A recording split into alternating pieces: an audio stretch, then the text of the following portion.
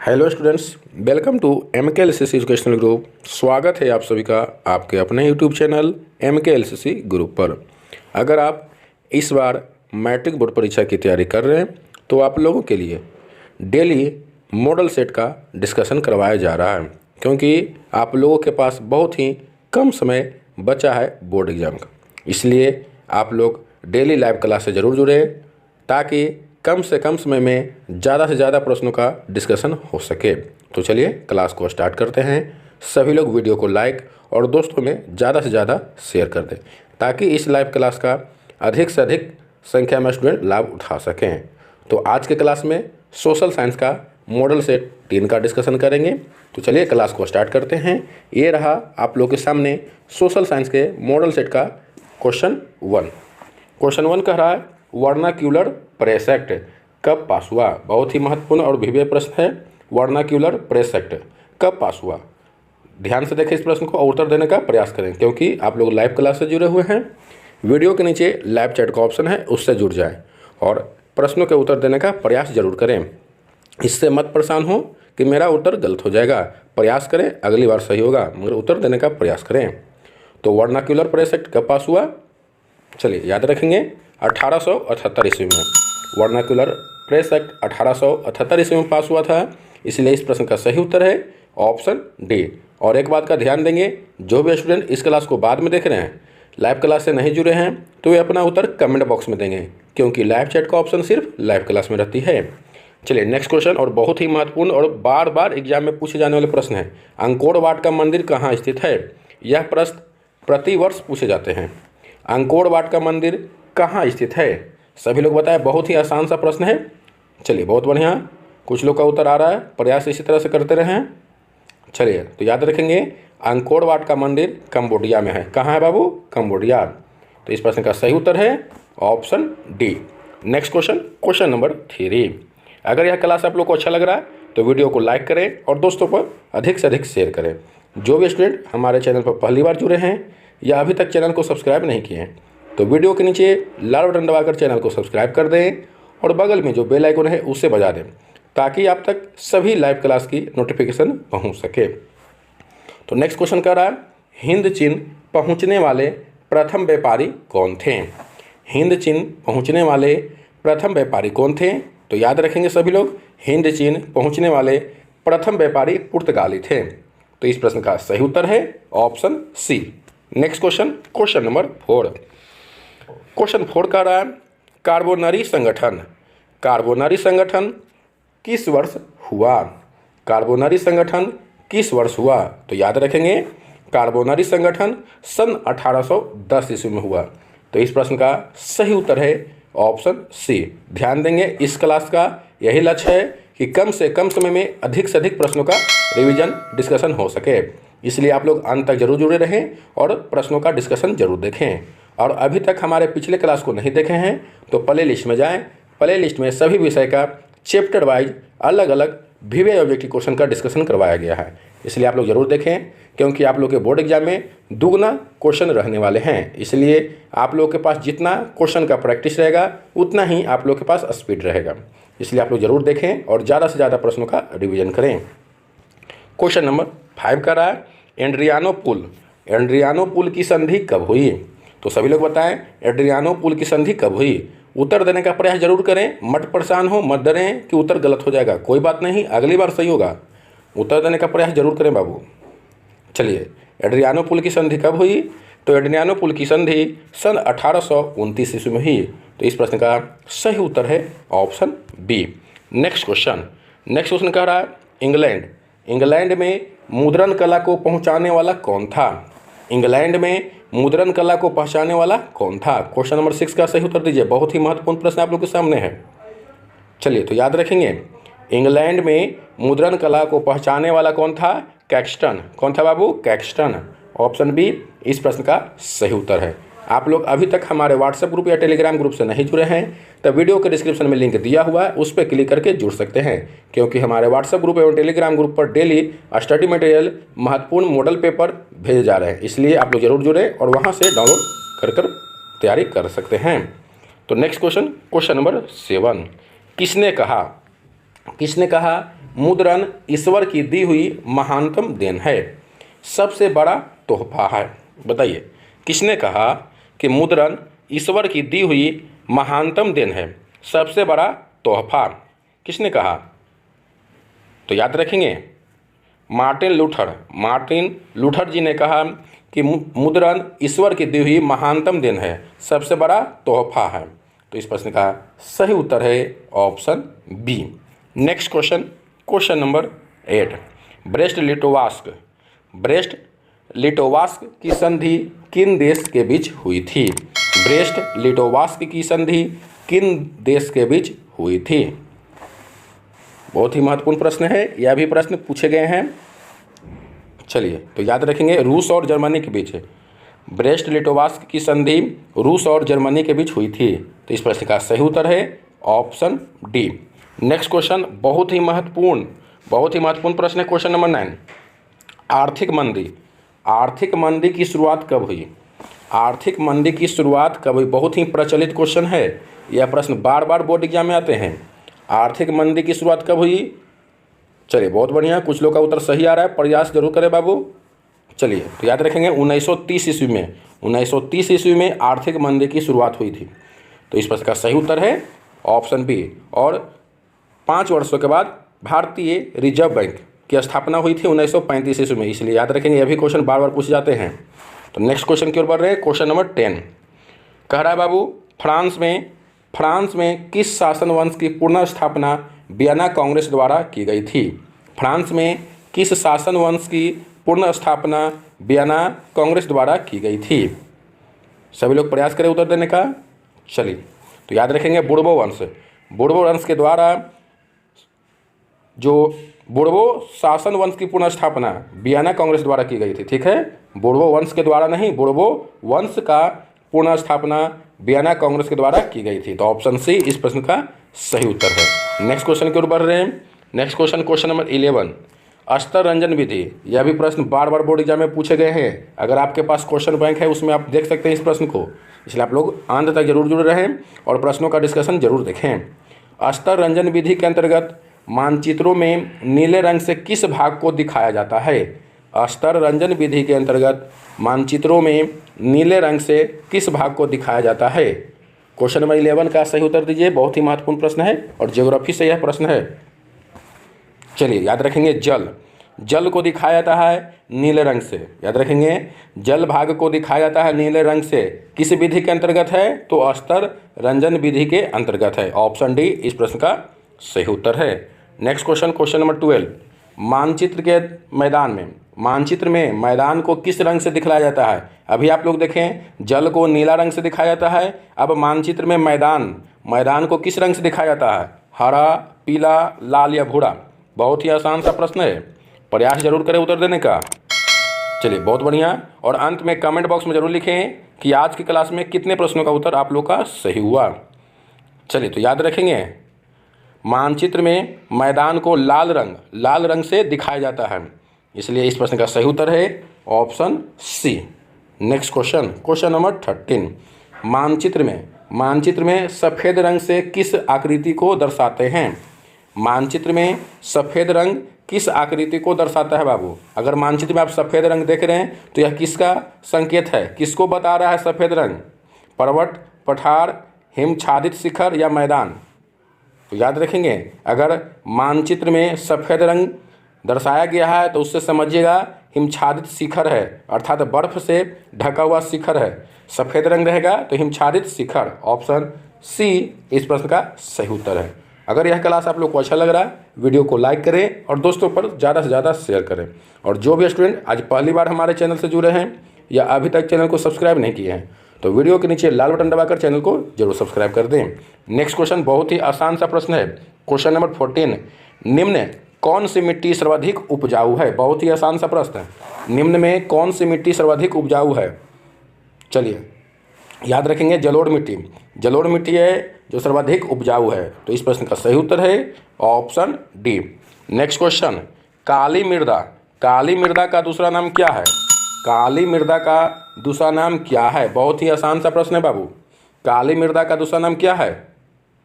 चलिए, तो याद रखेंगे, काली मृदा का दूसरा नाम रेगुड़ है। क्या है? रेगुड़। इस प्रश्न का सही उत्तर है ऑप्शन बी।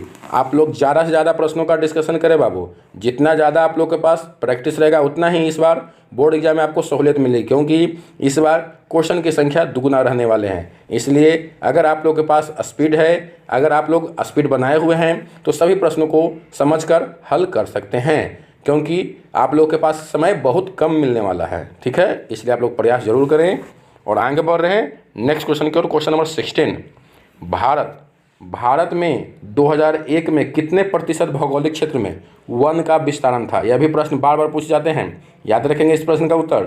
भारत में 2001 में कितने प्रतिशत भौगोलिक क्षेत्र में वन का विस्तारण था? तो याद रखेंगे सभी लोग, भारत में 2001 में 19.27 अर्थात 19.27% भौगोलिक क्षेत्र में वन का विस्तारण था। ऑप्शन बी इस प्रश्न का सही उत्तर है। नेक्स्ट क्वेश्चन कह रहा है बाबू, क्वेश्चन नंबर 17, वन स्थिति रिपोर्ट के अनुसार भारत में वन का विस्तार है। किसके रिपोर्ट के अनुसार पूछ रहा है? वन स्थिति रिपोर्ट के अनुसार। इसलिए ध्यान देखेंगे, वन स्थिति रिपोर्ट के अनुसार भारत में वन का विस्तार कितना है? क्वेश्चन नंबर 17 का सही उत्तर दीजिए।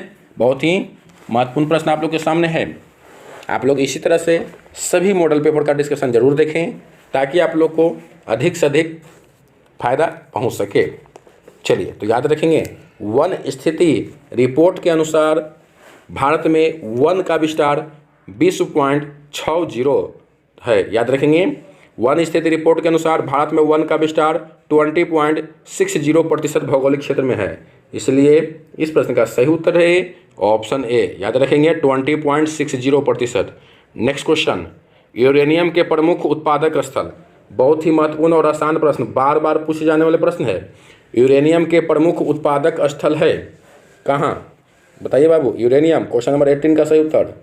चलिए, जादूगोड़ा है जो यूरेनियम के प्रमुख उत्पादक स्थल है। इसलिए इस प्रश्न का सही उत्तर है option D. Next question, Asia का सबसे बड़ा परमाणु विद्युत गृह है। एशिया का सबसे बड़ा, भारत नहीं पूछ रहा है बाबू, एशिया पूछ रहा है। एशिया का सबसे बड़ा परमाणु विद्युत गृह कहाँ है? तो याद रखेंगे, एशिया का सबसे बड़ा परमाणु विद्युत गृह तारापुर में है। कहाँ है? तारापुर में। इसलिए इस प्रश्न का सही उत्तर है ऑप्शन है।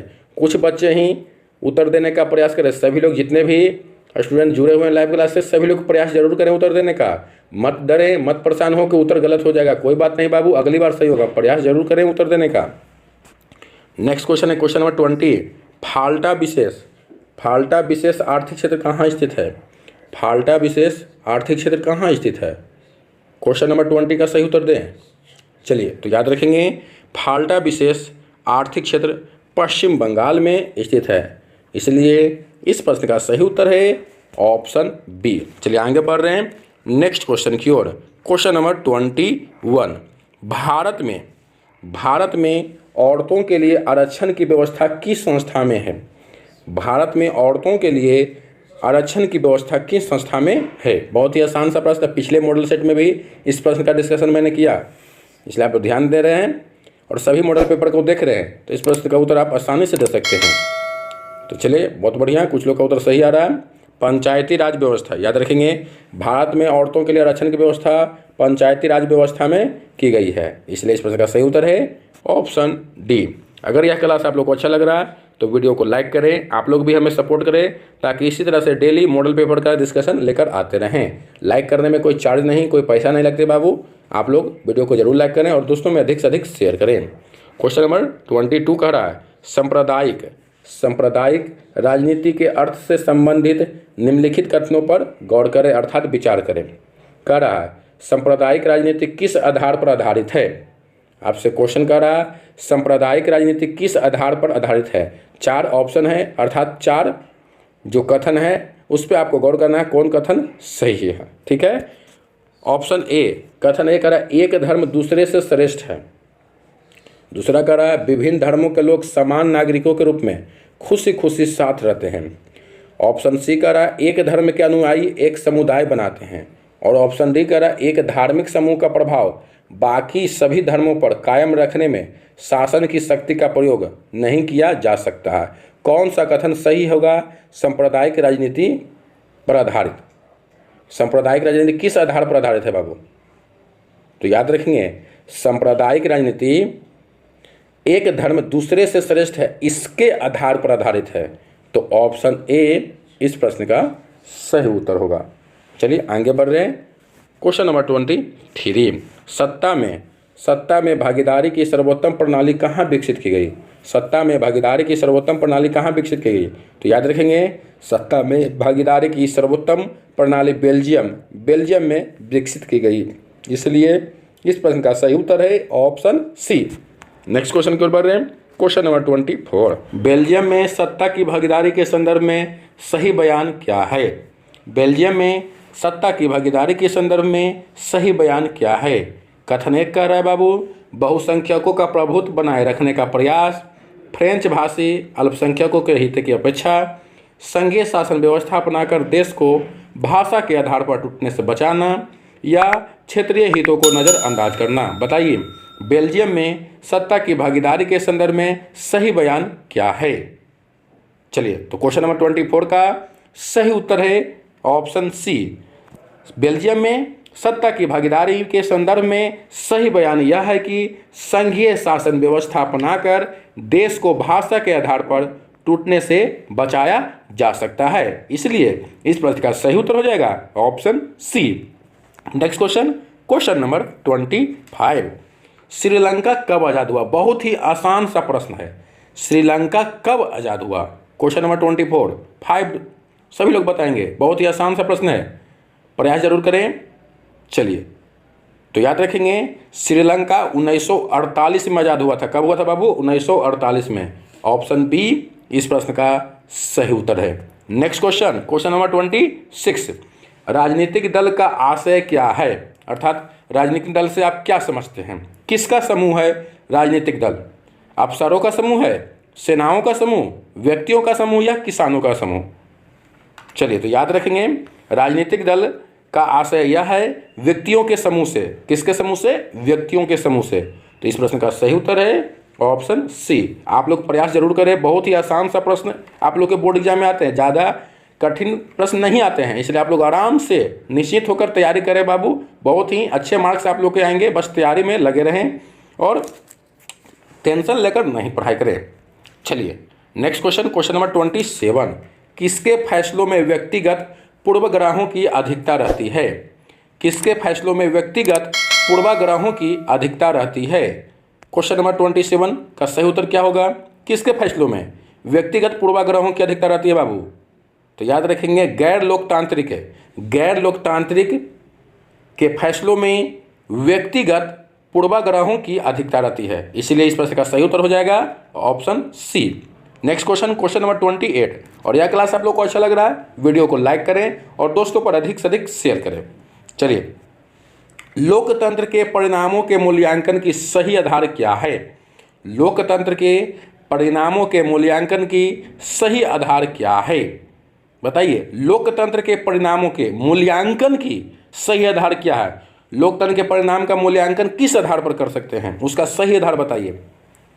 चलिए, तो याद रखेंगे, लोकतंत्र के परिणामों के मूल्यांकन का सही आधार विविधताओं का साम्राज्य है। विविधताओं का साम्राज्य लोकतंत्र के परिणाम का सही मूल्यांकन होगा। ठीक है, अगर विविधताओं का साम्राज्य चल रहा है तो समझ जाइए कि लोकतंत्र के परिणाम का मूल्यांकन सही चल रहा है। तो इस प्रश्न का सही उत्तर है ऑप्शन सी। नेक्स्ट क्वेश्चन, भारतीय लोकतंत्र के कितने अंग हैं? भारतीय लोकतंत्र के कितने अंग है? क्वेश्चन नंबर 29, बहुत ही आसान प्रश्न और विवेक प्रश्न है। चलिए, प्रयास जरूर करें उत्तर देने का। तो याद रखेंगे, भारतीय लोकतंत्र के 3 अंग है। कितने अंग है बाबू? 3 अंग है। इसलिए इस प्रश्न का सही उत्तर है option B. Next question number 30, निम्नलिखित में कौन लोकतांत्रिक देश है? निम्नलिखित में कौन लोकतांत्रिक देश है? ब्रिटेन, भारत, अमेरिका, या इनमें से सभी? बहुत ही आसान सा प्रश्न है, बहुत ही आसान सा प्रश्न है। निम्नलिखित में कौन लोकतांत्रिक देश है? सभी लोग इस प्रश्न का उत्तर दे सकते हैं, मुझे पूरा विश्वास है। सभी लोग प्रयास जरूर करें उत्तर देने का। और जो भी स्टूडेंट इस क्लास को बाद में देख रहे हैं तो कमेंट बॉक्स में इस प्रश्न का उत्तर देंगे। बहुत ही आसान प्रश्न। चलिए, बहुत बढ़िया। याद रखेंगे बाबू। ब्रिटेन, भारत, अमेरिका, ये सभी देश में लोकतांत्रिक है, ठीक है। इसलिए इस प्रश्न का सही उत्तर क्या हो जाएगा? Option D. ऑप्शन डी इस प्रश्न का सही उत्तर है। नेक्स्ट क्वेश्चन, निम्नलिखित में कौन सा विनिमय का सर्वोत्तम माध्यम है? निम्नलिखित में कौन सा विनिमय का सर्वोत्तम माध्यम है? वस्तु, मुद्रा, चमड़ा या इनमें से कोई नहीं? विनिमय का सर्वोत्तम माध्यम क्या है बाबू? तो याद रखेंगे, बहुत बढ़िया। कुछ लोग का उत्तर सही आ रहा है, मुद्रा है जो विनिमय का सर्वोत्तम माध्यम है। ऑप्शन बी इस प्रश्न का सही उत्तर है। नेक्स्ट क्वेश्चन, भारत में वित्तीय वर्ष कब से कब तक चलती है बाबू? भारत में वित्तीय वर्ष कहाँ जाता है? कितना से कितना को कहा जाता है बाबू भारत में वित्तीय वर्ष? ऑप्शन ए 1 जनवरी से 31 दिसंबर। कुछ लोग ध्यान से देखें बाबू, वित्तीय वर्ष कह रहा है, वित्तीय वर्ष ध्यान देंगे, यहाँ पर क्वेश्चन में वित्तीय वर्ष है। तो भारत में वित्तीय वर्ष कहा जाता है कितना से कितना तक को? चलिए बहुत बढ़िया, कुछ लोग का उत्तर सही आ रहा है, बहुत बढ़िया। इसी तरह से प्रयास करते रहे बाबू। तो याद रखेंगे, भारत में वित्तीय वर्ष कितना को कहा जाता है? तो 1 अप्रैल से 31 मार्च को, 1 अप्रैल से 31 मार्च को वित्तीय वर्ष कहा जाता है, ना कि 1 जनवरी से 31 दिसंबर। ध्यान देंगे, 1 जनवरी से 31 दिसंबर को वित्तीय वर्ष नहीं कहा जाता है। किसको कहा जाता है? तो 1 अप्रैल से 31 मार्च तक को वित्तीय वर्ष कहा जाता है। ऑप्शन सी इस प्रश्न का सही उत्तर है। नेक्स्ट क्वेश्चन, भारतीय उपभोक्ताओं में अधिकांशता है क्या? निष्क्रिय, जागरूक, सक्रिय या अति जागरूक? बहुत ही आसान सा प्रश्न है। भारतीय उपभोक्ताओं में अधिकांशता क्या है बाबू?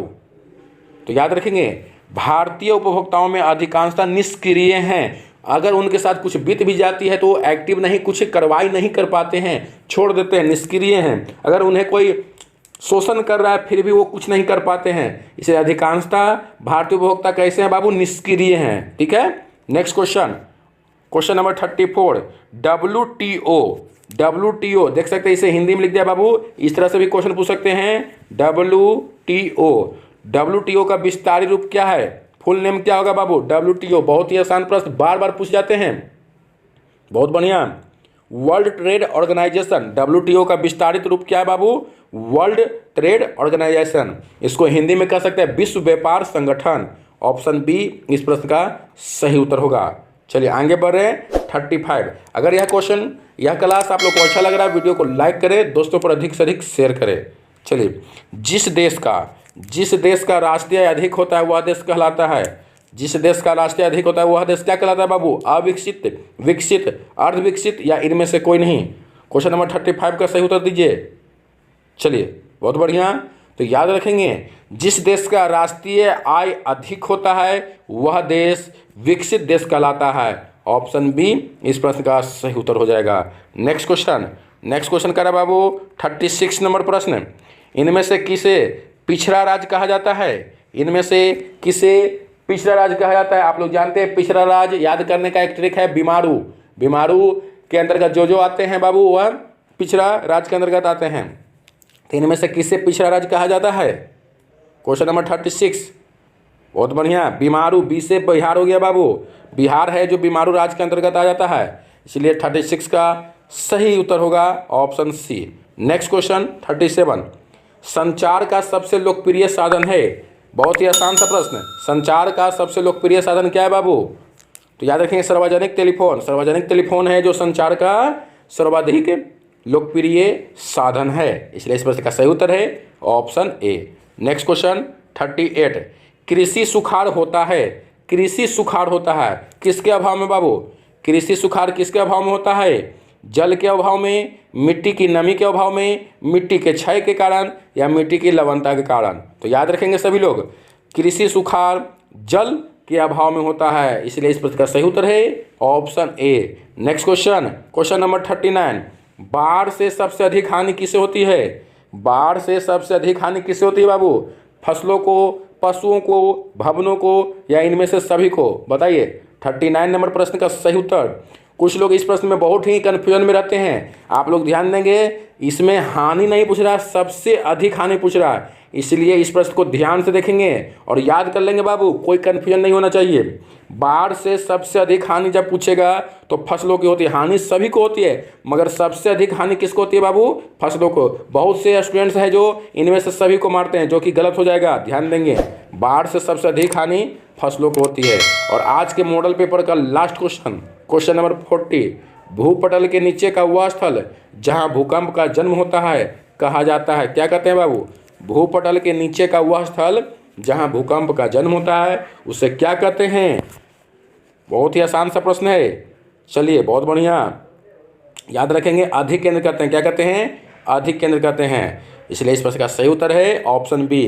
तो आज का क्लास आप लोगों को कैसा लगा कमेंट बॉक्स में जरूर लिखें, और कितने प्रश्नों का उत्तर सही हुआ आज के क्लास में। तो फिर मिलेंगे next day next live class में। तब तक के लिए धन्यवाद। सभी लोग वीडियो को लाइक, और जो भी स्टूडेंट पहली बार हमारे इस चैनल से जुड़े हैं या अभी तक चैनल को सब्सक्राइब नहीं किए हैं तो वीडियो के नीचे लाल बटन दबाकर चैनल को जरूर सब्सक्राइब कर दें, और बगल में जो बेल आइकन है उसे बजाना न भूलें, ताकि आप तक सभी क्लास की नोटिफिकेशन पहुंच सके। तो गुड नाइट, शुभ रात्रि।